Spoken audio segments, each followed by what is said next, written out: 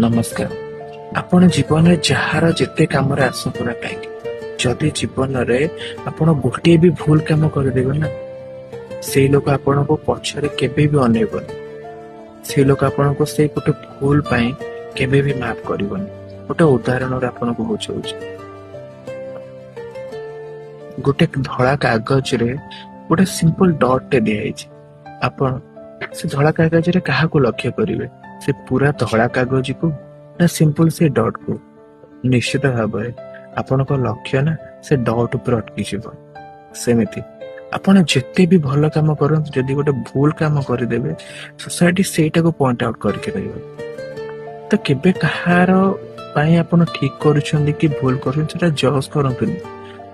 जदि कहार काम रे आछंदी ना ए काम रे लागि जांतु तार किछि भल करंतु हुए तो आपण को सही लोक आपण को हेल्प करि न पारे किंतु यूनिवर्स